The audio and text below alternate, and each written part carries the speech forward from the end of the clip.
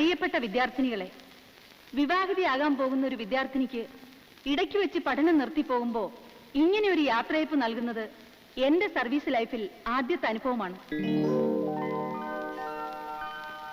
കേരളം ഭരിക്കുന്ന കേരളത്തിന്റെ ചെറുപ്പക്കാരനായ ആഭ്യന്തരമന്ത്രി ശ്രീമാൻ ശ്യാമപ്രസാദിനെയാണ് മാലുവിന് ഭർത്താവായി കിട്ടാൻ പോകുന്നത്. ഇനി ഇവിടുന്ന് അങ്ങോട്ട് മാലുവിന്റെ ജീവിതത്തിൽ ഉണ്ടാകാൻ പോകുന്ന ഒരുപിടി അനുമോദനങ്ങൾക്കും സ്വീകരണങ്ങൾക്കുമൊക്കെ ഈ ചടങ്ങ് ഒരാരംഭമായിരിക്കട്ടെ എന്ന് ആശംസിച്ചുകൊണ്ട് മാലുവിനെ നമുക്ക് യാത്രയാക്കാം.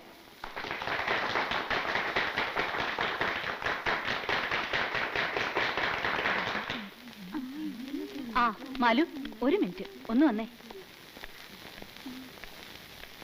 ഞാനൊരു സഹായം ആവശ്യപ്പെട്ട മാലു അത് ചെയ്തു തരുമോ? എന്താ മാഡം? ദാ, എന്താ ഇത്? എന്റെ ട്രാൻസ്ഫറിനുള്ള റിക്വസ്റ്റാ. മാലു ഇത് ശരിയാക്കി തരണം. ഞാനോ? അതെ, മന്ത്രിയോട് ഭാര്യ ആദ്യം പറയുന്ന റെക്കമെൻഡേഷൻ ആവുമ്പോ മന്ത്രി ഉപേക്ഷിക്കില്ല. പറ്റില്ല എന്ന് പറയരുത്. എങ്ങനെയെങ്കിലും മാലു ഇത് ശരിയാക്കി തരണം. അയ്യോ, ഏതായാലും ഞാൻ അദ്ദേഹത്തോട് പറഞ്ഞു നോക്കട്ടെ. പിന്നെയൊക്കെ മാറ്റന്റെ ഭാഗ്യം. Thank you Malu, thank you very much. എന്നാ വരട്ടെ. ആ, ഞാൻ വരട്ടെ.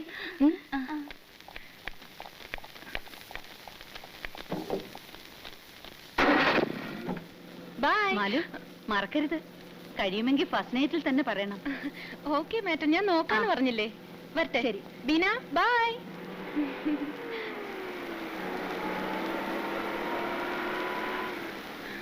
ആ ടീച്ചർക്ക് എന്താ റെക്കമെൻഡേഷനാ? ആ, വീട്ടിലും വരണ്ട് ഒരുപാടെണ്ണം. മന്ത്രിയെ കൊണ്ട് അത് ജയിച്ചു തരണം, ഇത് ജയിച്ചു തരണം എന്നൊക്കെ പറഞ്ഞ്. ഈ കല്യാണം ഒന്ന് അങ്ങോട്ട് കഴിഞ്ഞോട്ടെ, പിന്നെ ഒറ്റ ഒരുത്തിനും 500 മുറ്റത്തേക്ക് ചെല്ലൂല.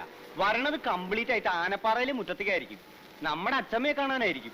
അച്ചമ്മയ്ക്ക് വലിയ സന്തോഷായിട്ടുണ്ടാവും അല്ലേ? പറയണോ, ഇന്ന് കാലത്ത് കൂപ്പിന്ന് 2 ആനയും കൊണ്ട് നിർത്തിയിട്ട് ഭയങ്കര പ്രാക്ടീസിംഗ് ആണ്. എന്തിനാത്? കല്യാണത്തിന് ആനയാത്ര പനിനീര് തളിക്കണത്.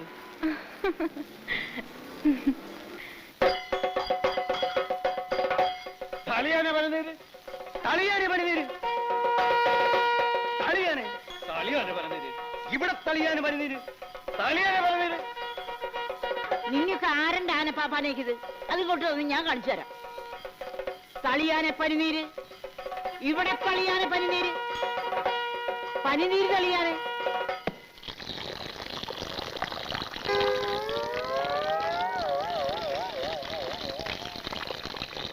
പനിനീരും തെളിച്ച് പിണ്ടവും വെച്ചു. ഇപ്പൊ ഉമ്മറും മെനകേടായപ്പോ നമുക്ക് സമാധാനമായല്ലോ. എടോ, ഈ പിണ്ടൊക്കെ വേഗം ഇവിടുന്ന് പോരി കളഞ്ഞോ, ഇല്ലെങ്കിൽ ചേട്ടൻ വന്ന് കണ്ടാ മതി, തിന്നുകളയും. നിന്റെ ചേട്ടൻ ആനപ്പിണ്ടല്ലേ തിന്നണത്? ഒന്ന് പോടാ അവിടുന്ന്. നീ പഠിപ്പിക്കടാ. തളിയാനെ പനിനീര്, അങ്ങോട്ട് തളിയാനെ പനിനീര്.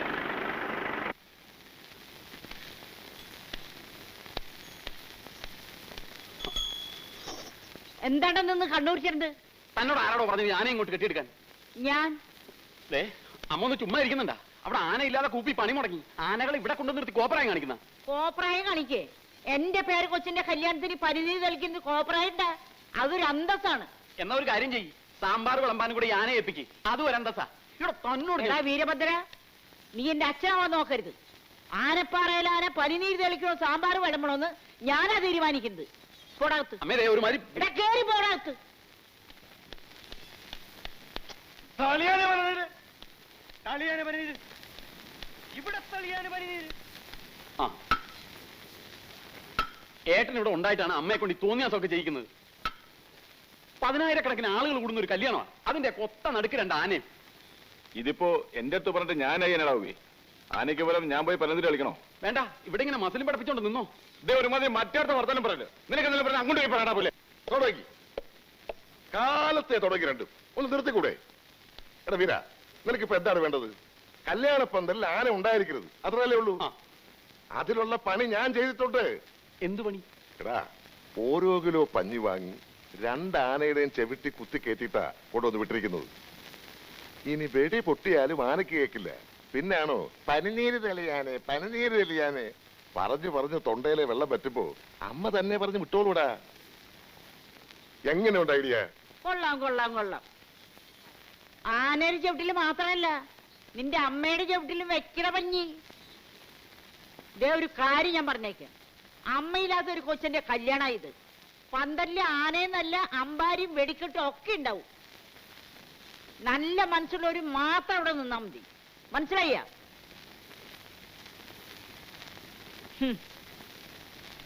എനിക്കറിയാൻ പാടില്ല എന്റെ ദൈവമേ, കല്യാണത്തിന് വരുന്ന എത്ര എണ്ണത്തിന് ആന ചവിട്ടിക്കൊല്ലുന്നു.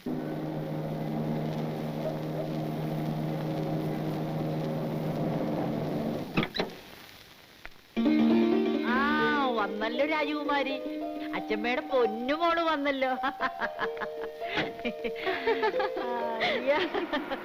അച്ഛമ്മേ. അല്ല, മന്ത്രിണിക്ക് കോളേജിൽ വലിയ യാത്രയൊക്കെ ആയിരുന്നു കേട്ടു. ഓ, അങ്ങനെ അങ്ങോട്ട് കളിയാക്കണ്ട. ഇപ്പൊ കോളേജിൽ ഇതൊക്കെ പതിവുള്ളതാ അല്ലേ മാലു? പിന്നെ എന്റെ കല്യാണത്തിന് കോളേജിൽ നിന്ന് മുഴുവൻ കുട്ടികളും കൂടി എന്നെ കാറിക്കൊണ്ടുവന്ന് ആക്കായിരുന്നു. ഉവ്വ, ഈ മരക്കൊന്നനെ കെട്ടാൻ വേണ്ടിട്ട് നിന്നെ കോളേജിൽ നിന്ന് പടയേറ്റ് കൊണ്ടുവന്ന് ആക്കണ്. വാ മോളെ. ഇളയച്ച അച്ഛനെവിടെ പോയി? ചേട്ടൻ വക്കീലിനെ കൂട്ടി നിന്റെ മന്ത്രിയെ കാണാൻ പോയിരിക്കാ. പോയിട്ട് നേരം കുറെ കാണാൻ പറ്റിയിട്ടുണ്ടാവൂല. ഒന്ന് പോട നീ. കാണാൻ പറ്റാതിരിക്കുക അയാൾ എന്താ മാഞ്ഞു പോയ?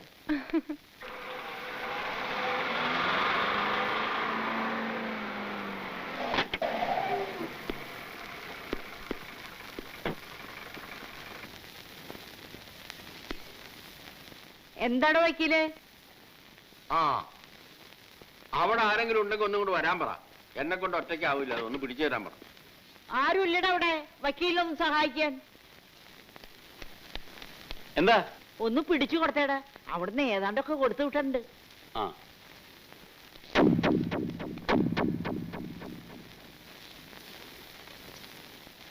അയ്യോ അച്ഛൻ. നോക്കി കണ്ണുകൊണ്ട് പിടിക്കേ.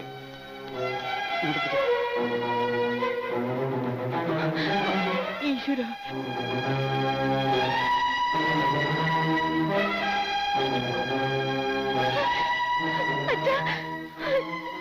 അയ്യോ അച്ഛ.